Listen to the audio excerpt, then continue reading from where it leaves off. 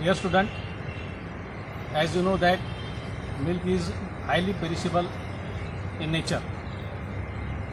So it is very important to process the milk for long duration storage. So there is a place where handling and processing of milk and milk products is there. Mostly milk business is scattered in rural areas. So milk is collected from various cooperative milk societies or private traders from rural or urban areas. So the rural areas has needed to be transported from villages to various dairy plants for further processing and distribution of milk and milk products.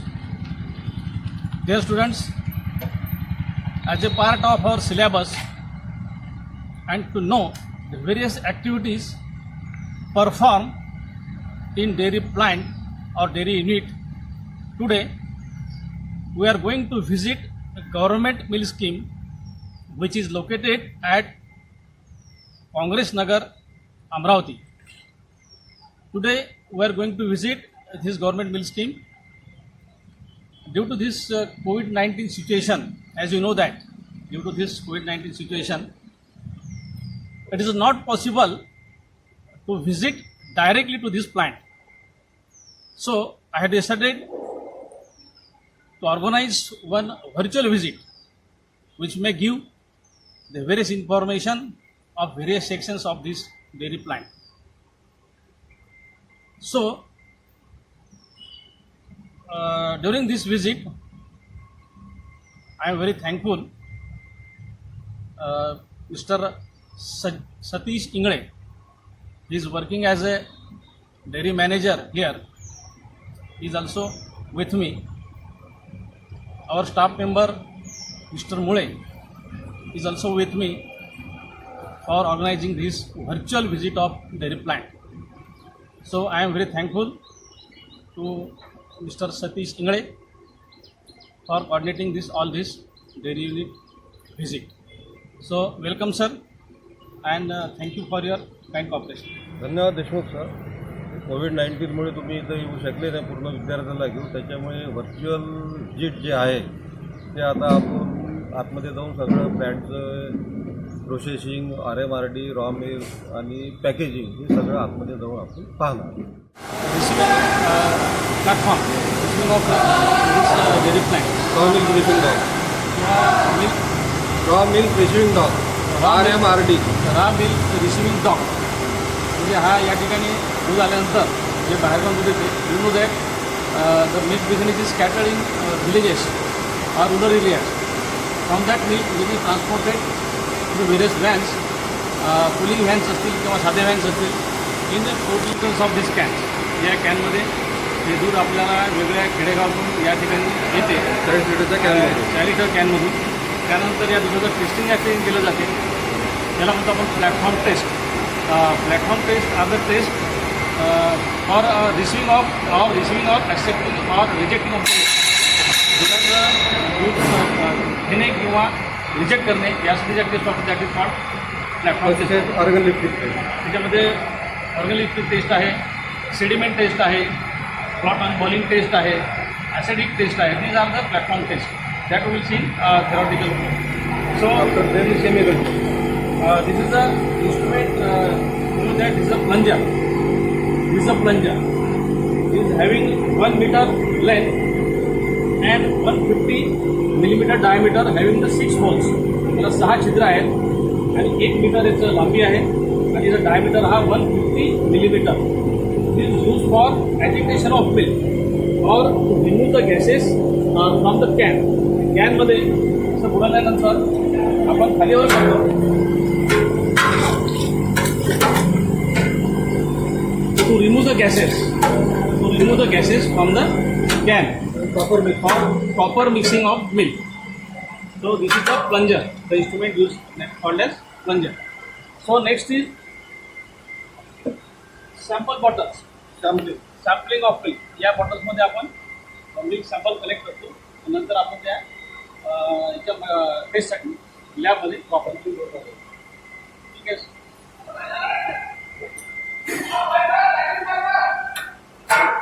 Sampling, how to take sample of milk.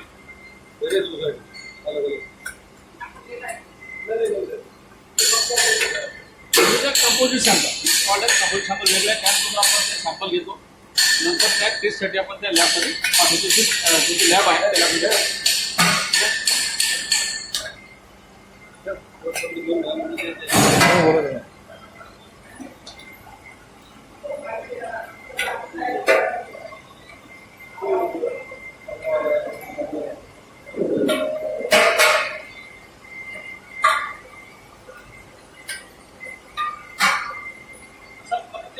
मधून sample घेतली जाते. त्यातील पहिला composite sample आणि मग प्राथमिक स्वरूपात sample घेतलं आणि मिल्क सॅम्पल बॉटलमध्ये त्यानंतर sample for further testing of milk हे लॅबमध्ये पाठवलं जातं.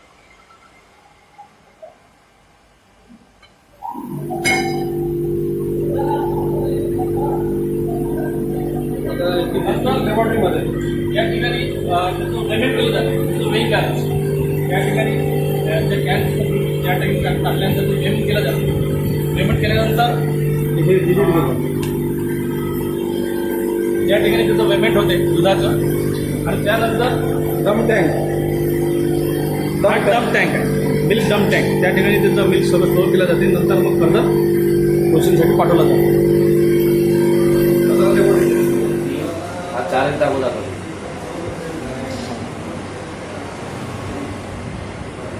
4.1 फॅट सेम मध्ये हे व्हिड्रोमीटर आहे. या व्हिड्रोमीटरमध्ये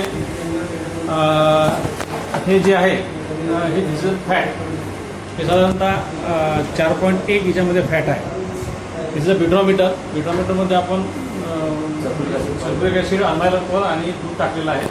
10.75 ml milk, 10 ml H2SO4 and 1 ml amyl alcohol mix करून नंतर गर्बर सेंट्रीफ्युगल मशीनमध्ये आपण रोटेट केलेलं आहे साधारणतः 1200 ते 1100 RPMला फॉर 4 minutes and then ही जी आहे this is called fat percent in the milk that is near about 4.1%. So this is a very important test determination of for मार्केटमध्ये जे दुधाचे दर आहेत ते दुधाचे दर या फॅट पर्सेंटवर असतात. म्हणून ही this is very important test determination of fat in the milk. Okay, thank you. Glucose test करतो आपण. दुधामध्ये साखर मिसळी असली प्रिझर्वेटिव्ह म्हणून त्यासाठी आपण हे ग्लुकोज टेस्ट करतो. ही स्ट्रीप आहे दुधाचं डुबुल आपण दुधामध्ये डुबली एक स्ट्रीप ती लिटमस पेपर हे 25 सेकंदमध्ये माहीत पडते कलर. हा जो जस्ट कलर आहे हा कलर चेंज झाला 25 सेकंदमध्ये तर समजा त्याच्यामध्ये ग्लुकोज आहे. सध्या हा जो हाच कलर पाहिजे शेवटपर्यंत चेंज व्हायला पाहिजे. इथून स्टार्ट होते. हा इथून स्टार्ट होते. हा निगेटिव्हमध्ये आहे. इथून त्याची टक्कर दिलेली आहे.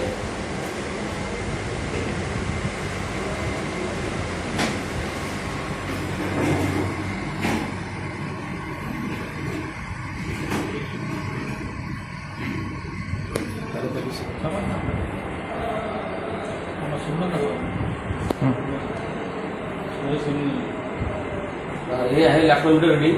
दुधामधला पाण्याचं प्रमाण किती आहे याच्यावर माहीत पडलं लॅक्टोमीटर. करेक्ट लॅक्टोमीटर रिडिंग याच्यामध्ये this is called as a lactometer. This is called Zeal lactometer which is calibrated at 60 degree centigrade. आणि हे आपल्या दुधातलं स्पेसिफिक ग्रॅव्हिटी काढण्यासाठी आपण वापरतो to detect the adulteration of water in the milk. दुधामध्ये पाण्याचं जर अडल्ट्रेशन असेल किंवा भेसळ असेल तर for that purpose we are taking the specific gravity of milk. साधारणतः गाईच्या दुधाची स्पेसिफिक ग्रॅव्हिटी 1.028 आहे आणि म्हशीच्या दुधाची स्पेसिफिक ग्रॅव्हिटी आहे साधारणतः 1.03 or 1.033. सो दिस स्पेसिफिक यानुसार आपण स्पेसिफिक ग्रॅव्हिटी काढतो आणि नंतर मग दुधाचं अडल्ट्रेशन प्रमाण फिक्स करतो. जस्ट मेजरिंग सिलेंडर आहे ज्यात दूध आपण पूर्ण भरतो. नंतर हे झील लॅक्टोमीटर रिडिंग आपण घेतो. या पद्धतीने आपण रिडिंग घेतो आणि स्पेसिफिक ग्रॅव्हिटी काढतो. सांगा सर.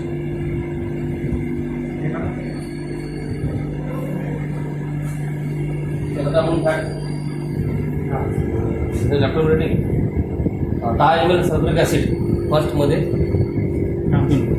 सेकंडमध्ये 10.75 दूध, 10.75 ml, 10.75 ml this is a butyrometer, याला म्हणतो आपण. This is a butyrometer. Butyrometer instrument use for determination of fat. Fat करण्यासाठी वापरतो. तिच्यामध्ये 10 ml 10 ml H2SO4 घेतो आपण. Having the specific gravity is 1.82 is the specific gravity of sulphuric acid. ते बिट्रोमीटरमध्ये आपण टाकतो. नंतर सरांनी सांगितल्याप्रमाणे 10.75 हे कॅलिब्रेशन केलेलं आहे. 10.75 milk pipette. This is called milk pipette. This is a butyrometer. This is a milk pipette. या मिल्क पिपेटच्या सहाय्याने आपण याच्यात मिल्क टाकतो. आता सल्फ्युरिक ॲसिड जे आहे हे this is a automatic tilt measure. It is a automatic tilt measure. कारण की आपण सल्फ्युरिक ॲसिड हे टाकत नाही, because it's very high dangerous. म्हणून सल्फ्युरिक टाकताना साधारणतः 10 ml असं ॲटोमॅटिक टिल्ट मेजर 10 ml बरोबर याच्यामध्ये क्वांटिटी येते. नंतर ती आपण याच्यामध्ये टाकतो सल्फ्युरिक ॲसिड. नंतर दुसरा जो हे आहे अमाइल अल्कोहोलची स्पेसिफिक ग्रॅव्हिटी आहे 0.82. या स्पेसिफिक ग्रॅव्हिटीचा अल्कोहोल आपण वापरतो. ते 1 ml अमाइल अल्कोहोल, नंतर 10 ml सल्फ्युरिक ॲसिड आणि 10.75 ml दूध. पहिले आपण याच्यात ॲसिड टाकलेलं आहे. ॲसिड घेतलेलं आहे. सेकंड दूध, सेकंड जो आहे ते दूध टाकतो आपण त्यामध्ये 10.75 ml with the help of this milk pipette.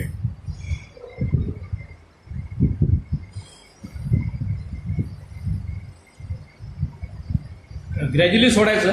एकदम सोडलं तर एखाद्या वेळेस त्याचा स्फोट होऊ शकतो किंवा ते मिल्क जळून जाते. Churning of milk is there. So gradually ते टाकायचं त्याच्यामध्ये की जेणेकरून हळूहळू टाकल्यामुळे ते चर्निंग होणार नाही किंवा मिल्क जळणार नाही.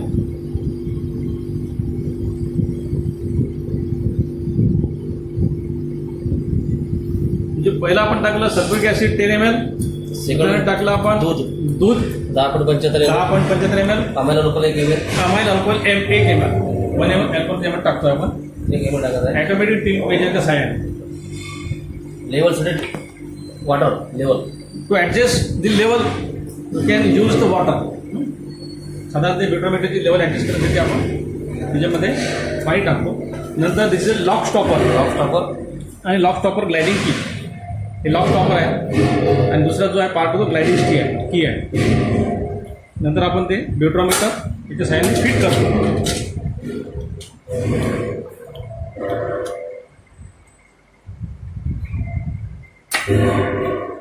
पुन्हा आपण मिक्स करतो थोडं. नंतर मिक्स करतो आपण तिन्ही सल्फ्युरिक ॲसिड, अमाइल अल्कोहोल आणि दूध.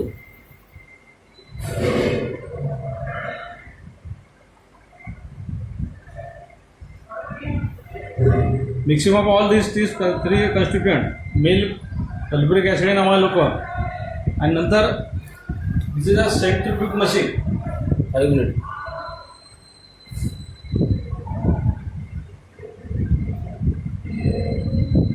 चालेल करू mix.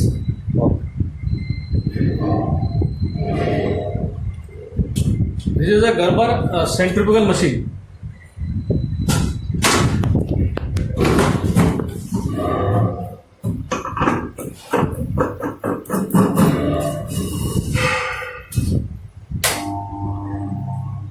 This is a Gerber centrifugal machine. साधारणतः हॅव्हिंग द RPM 1200 to 1100. 1100 ते 1200 RPM याचं हे असल्यामुळे हे गर्बर सेंट्रिफ्युगल मशीन वापरतो आपण. Determination of fat. याच्यामध्ये आपण ते बिट्रोमीटर ठेवलेलं आहे. साधारणतः 2-3 मिनिट या ठिकाणी ते सर्व प्रोसेस तयार होईल. त्यानंतर ते बिट्रोमीटर बाहेर निघेल. Section of this dairy plant. You know that pasteurization is very important process. आणि Louis Pasteur was a scientist, France scientist. त्यांनी ही पूर्ण पाश्चरायझेशन प्रोसेस डेव्हलप केलेली आहे. त्याच्या नावावरच आपण हे पाश्चरायझेशन हे आपण म्हणतो आहे. लुईस पाश्चर या सायंटिस्टच्या नावावरच हे पाश्चरायझेशन सिस्टम डेव्हलप केलेली आहे. So actually this is a heating of milk. म्हणजे दूध जे आहे दूध गरम करणे for what to kill all the microorganism bacteria. So this is actually heating of milk to kill all the microorganism का बॅक्टेरिया का pathogens. It refers to the process of heating every particle of milk. It is process of heating every particle of milk to kill or destroy of all the bacteria in the milk. तेव्हा there are number of bacteria which spoil the milk. हे milk नासू नये किंवा खराब होऊ नये म्हणून आपण pasteurisation करतो. तर there are different methods of pasteurization. That particularly there are two important methods. One is lower temperature and long time किंवा LT pasteurization म्हणतो आपण. आणि दुसरं आहे HT/ST pasteurization किंवा हाय टेम्परेचर शॉर्ट टाईम. तर लो टेम्परेचर लॉंग टाईममध्ये साधारणतः 63 degree centigrade for 30 minutes. We are heating the milk for 63 degree centigrade for 30 minutes and this is the LT किंवा low temperature short time. And second is HT/ST high temperature and short time HT/ST. तर तिच्यामध्ये साधारणतः 72 degree सेंटीग्रेडला आपण दूध तापवतो for 15 seconds. आणि याच्यामध्ये पहिल्याच्यामध्ये temperature कमी होतं परंतु ड्युरेशन जास्त होतं 63 डिग्री सेंटीग्रेडला 30 मिनिट्सपर्यंत.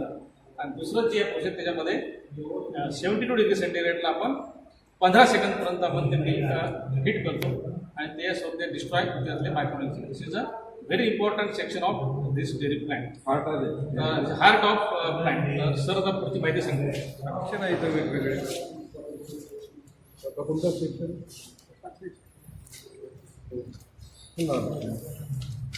हा चिलर आहे का? हा चिलिंग सेक्शन. हा हिटिंग. हे हिटिंगच आहे ना? हे हिटिंगच आहे. दोन हिटिंगचे सेक्शन आहे, एक चिलिंगचा सेक्शन. इथं हिट झाल्यानंतर चिल्ड होऊन इथे पाहतं किती टेम्परेचर येते तर, नाही तर मग चिल्ड नाही झालं तर इथं वापस घ्यायचं. इथं वापस घ्यायचं म्हणजे चिलिंग प्रॉब्लेम आहे तो वापस घेऊन पुन्हा चिलिंग रेफ्रिजरेशन सेक्शनला जाऊन पुन्हा चिलिंग त्यांना सांगायचं चिलिंग बरोबर नाही आहे. चिलिंग झालं का मग ती वरती टाकीमध्ये येते. ही पाईपलाईन आहे, ही आउट होते दूध एकदम स्टोरेज टाईप.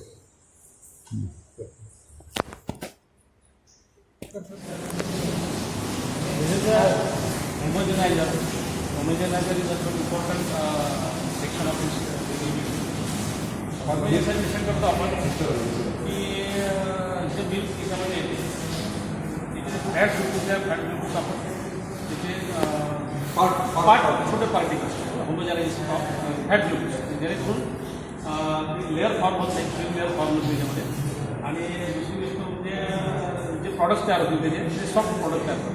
जसं कर्ड असेल तर कर्ड चांगल्या पद्धतीने तयार होतं आणि कर्ड असेल योगर्ट असेल हे प्रॉडक्ट जे आपण दुधापासून तयार होतात चांगल्या पद्धतीने तयार होतात. म्हणून homogenization is the important process of this dairy plant.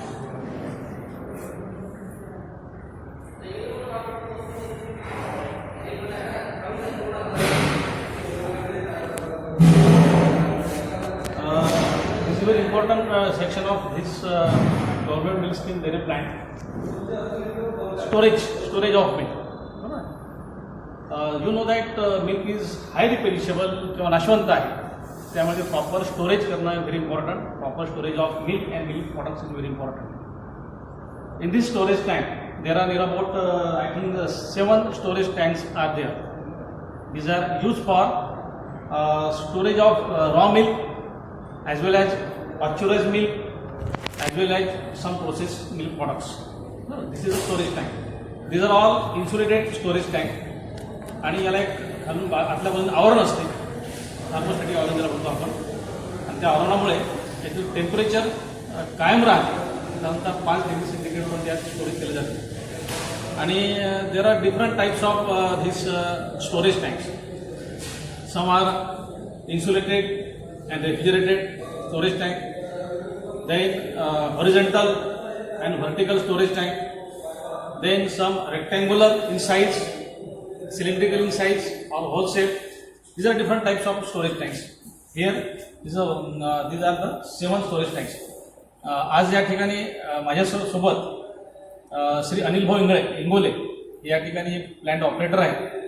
तर त्यांच्याकडून सुद्धा आपण याची थोडक्यात माहिती जाणून घेऊया. इंगोळे सर, आपलं स्वागत आहे. कृपया या संदर्भातली माहिती सांगा.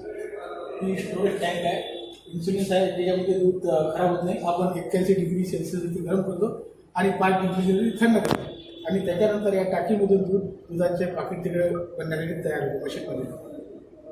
त्यांचं म्हणणं असं आहे, या ठिकाणी दूध स्टोरेज केल्यानंतर इथून जे आहे हा हॉल जो आहे, या हॉलच्या माध्यमातून हे दूध जे आहे सर्व पॅकिंग सेक्शनला जाते आणि पॅकिंग सेक्शनमधून हे सर्व दूध बाहेर वितरणासाठी जाते.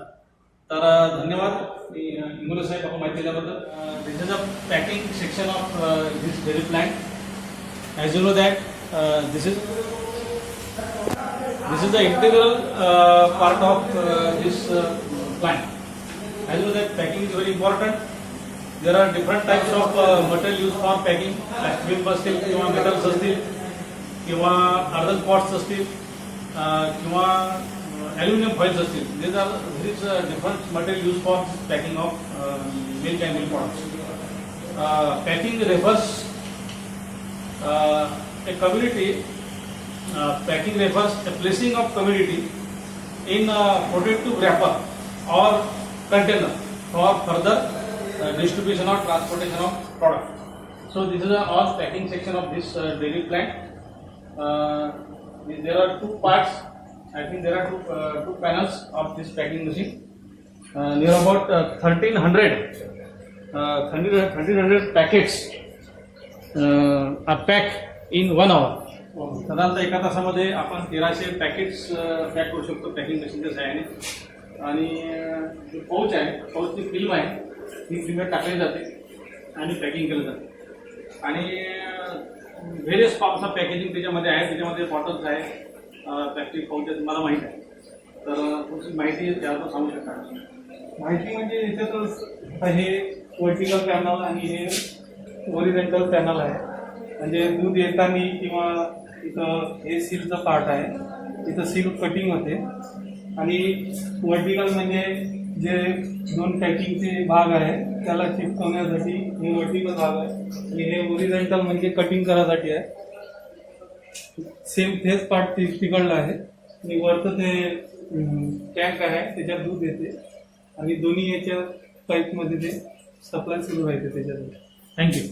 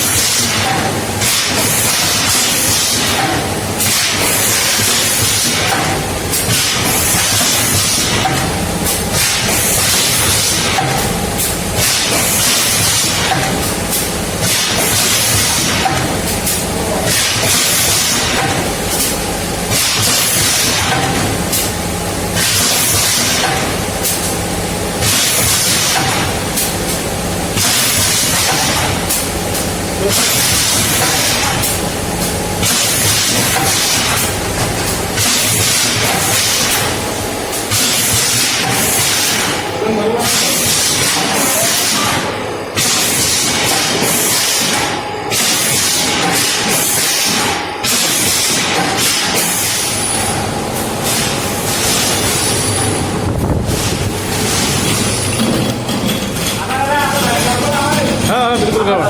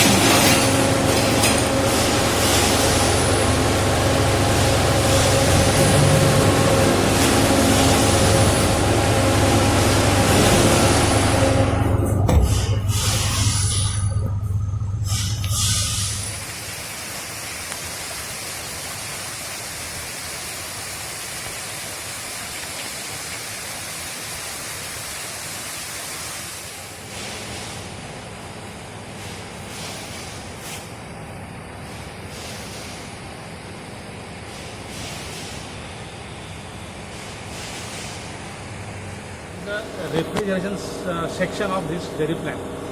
रेफरन्स सेक्शन आहे प्लॅन्टचा आणि या ठिकाणी ते नवरे साहेब या ठिकाणी सोबत माझ्यासोबत आहेत हे या सेक्शनचे ऑपरेटर आहेत तर त्यांना विनंती करून त्यांनी या प्लॅन्ट संदर्भात माहिती सांगा. हा प्रशीतन प्लांट आहे. या रेफ्रिजरेशन प्लांटमध्ये थंड पाणी तयार केलं जाते अमोनिया गॅसद्वारे.